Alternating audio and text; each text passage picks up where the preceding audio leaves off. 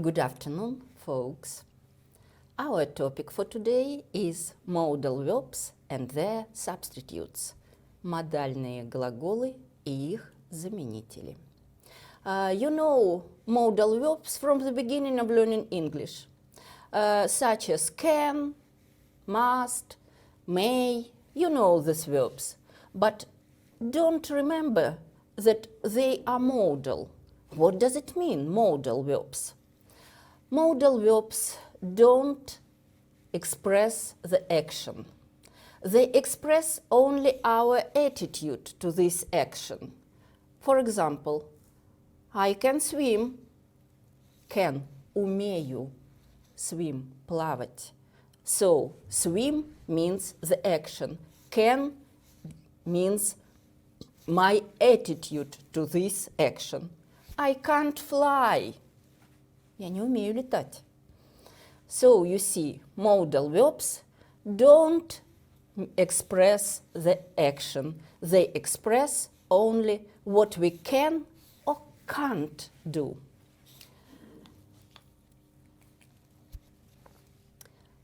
There are not only 3 modal verbs, can, may, must.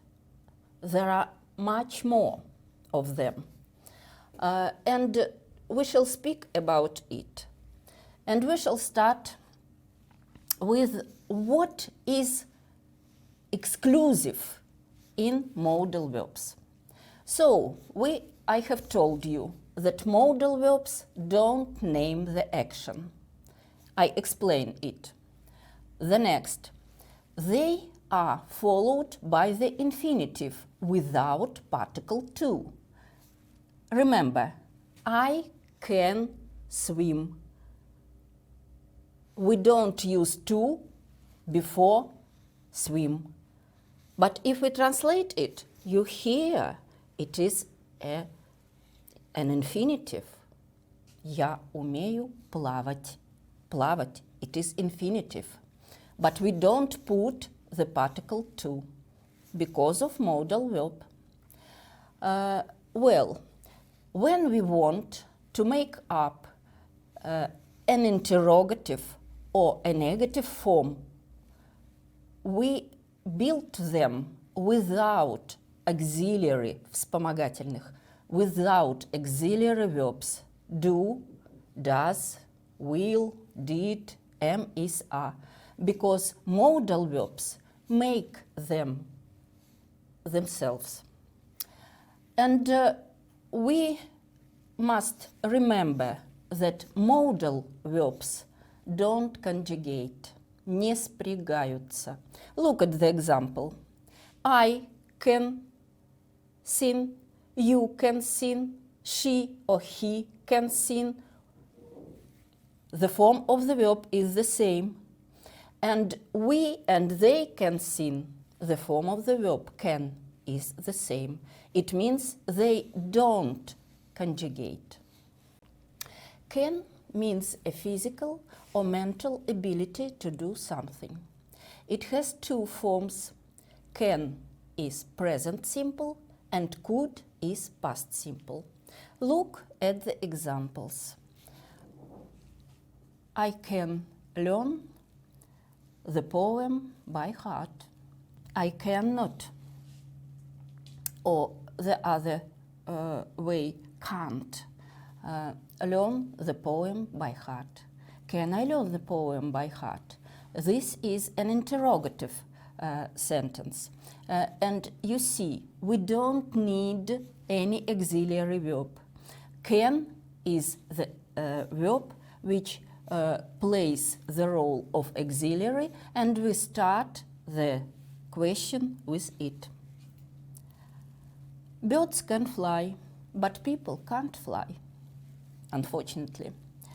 And now there are past forms. He could swim, or couldn't, when she was a child, in her childhood. Она не умела. You see? Could she swim? It is an interrogative sentence. He could drive a car. The verb can has its substitute, заменитель. It is a phrase to be able to, быть способным что-то сделать. It is used in all tense forms if it is necessary. Look here. This is present simple. She is able to dance. Or she can dance. Look here. Able to, but she can dance. There is no to. She isn't able to fly, or she can't fly. Both variants are possible. I was able to speak English when I was 5 or 15. I could speak English when I was 15. Can or was able or could, past simple. And then future simple. I will be able to enter the university, or I won't be able, не смогу, won't be able. Will you be able to enter the university? Here you start the question with auxiliary verb will. The next verb is may. May. May gives you permission to do something. When you are late, you come into the classroom and stay at the door because the teacher didn't give you permission to take your place, to come in. So you may come. May I take your car? You need the permission. And modal verb may stands with the on the first place, and you start the question with it. So the next meaning of this verb is supposition, предположение. He may be at home. Возможно, он дома. He might come soon. Наверное, он скоро придет. You don't know it's unsure. You are not sure in it. It's a supposition, предположение. And then disapproval, the third meaning of this verb. You might have helped me. You see, might is a modal verb. Have helped, it is perfect infinitive. Мог бы помочь мне, but he didn't do it. You see? So this is disapproval. The verb may has its substitute, and it is phrase to be allowed to. Получить разрешение что-либо сделать. It is used in all tense forms if necessary. So now you see, I'm allowed to take these books, or you may take, I may take these books. It is present simple. He isn't allowed to come late. Не позволяют приходить поздно. He may not come late. Is he allowed to come late? And future, I will be allowed to come to her. Мне позволят, разрешат. And this is the sentence in past simple. They were allowed to visit the plant. Им разрешили посетить завод. The next modal verb is must. You know it from the second form. And must means duty, obligation. It is strong obligation. Must is not often used by the English. They don't like this verb. but we use it. Well, must is used in present context, but it may refer to the future. I must work every day. Должен, обязан. She must or mustn't come here. We must respect our parents, and really we must eat. They must go to school, and when we ask a question, we start it with must. May you stay at home today? You know that we must stay at home today because a lot of people are ill, unfortunately. Must means strong possibility.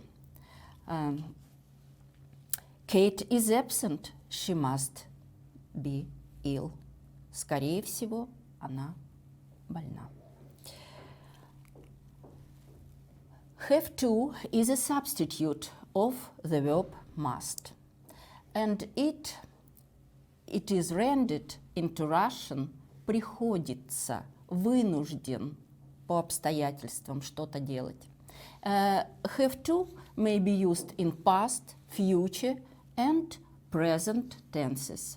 The negative and interrogative forms are built with the help of auxiliary verb. Auxiliary verb do or did. Look here. He has to go to his parents. I have to do this work. And if we ask a question, you see, do I have to do this work? Auxiliary verb do is used. I don't have to do this work. Я не должен выполнять эту работу. So you see, negative form and interrogative form are formed with the help of the auxiliary verb do. I had to do this work. Did I have to do this work? You see, auxiliary verb did because it is past simple, or I didn't have to do this work, auxiliary verb as well. And future simple, I will have to do this work tomorrow. Я должен буду сделать это завтра. So here you see auxiliary verb of the future tense. The next verb, should, is used as a substitute of must and is rendered into Russian as следует, желательно. It is used in present or future. It may be rendered into future. You should do it. Тебе следует, стоит это сделать. You shouldn't do it. And it is used as an auxiliary verb. Should you do it? They shouldn't go. They should study. Should may be combined with the perfect infinitive. If we have an affirmative, утвердительное sentence, it indicates that there is an action which was desirable, желательно, but it was not carried out, но не было выполнено. You should have called her, тебе следовало ей позвонить, but you didn't do it. If we have a negative sentence and it shows that the desirable action was carried out, but it was not desired, it was undesirable action. You should not have done it. Тебе не следовало этого делать, а ты это сделал. So you see different variants of using. Ought to. Ought to is very near in its meaning to should. It means следует as well as should. And it is the only form, and it is used with reference to the present or future. You ought to learn English. Ought she warn him? Ей стоило или стоит предупредить его? He oughtn't to tell it anybody. Ему не стоит об этом рассказывать кому-то. In combination with perfect infinitive, ought to is in the affirmative form, refers to the past and shows that a desirable action was not carried out. You ought to have done this exercise, but you have not. The verb to be has many functions. For example, it is a link verb. It is a link verb, an example. I am a teacher. The verb to be links the parts of the sentence. Are you standing? The verb to be is an auxiliary verb, and the verb to be may be a modal verb. So it is used in present and past tenses and has the following meanings. A previously arranged plan. We are to meet at 6. У нас договоренность встретиться в 6. Who was to speak at the meeting? Кто должен выступать на митинге? Instructions. Students are to report to the teacher about the absent ones. Студенты должны сообщать преподавателю об отсутствующих. And possibility. Where is he to be found? Ну, где это искать? Shall. You know shall as an auxiliary verb of future tenses, but it has the meaning of obligation. This meaning may be found in a second, with a second or a third person, and sometimes it expresses a promise, a treat, or a warning. Promise – обещание, treat – угроза, warning – предупреждение. You shall have my answer tomorrow. У вас будет мой ответ завтра. То есть я обязательно вам его пришлю. You shall stay just where you are. Оставайся там, где ты находишься. Shall I read? Мне начинать читать? Мне читать? The verb would, you know this verb. It is the past form of the verb will, and it expresses a polite request. You remember it. Would you help me? Would you like a cup of tea? You remember.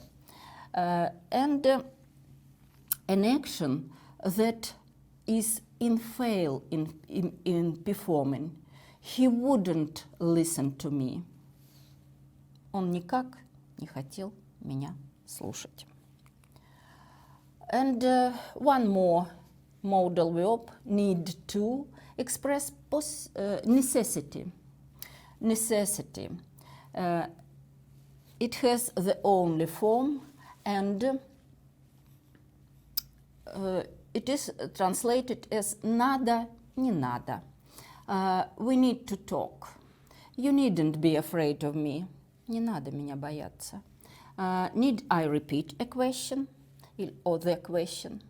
Needn't with perfect infinitive express an action which has been performed, but it was unnecessarily. You needn't have done it. The translation is written. We have spoken about modal verbs. You see that the basis modal verbs, basic modal verbs, have their substitutes because they are used to put the sentences in all tenses. Your home task about modal verbs will be on page 145. You will do exercise 10.4 and 10.3. Exercise 10.4 translate into Russian and mind about the meaning of the modal verbs. And 10.3 fill in the necessary modal verb. So that is all about modal verbs. Bye.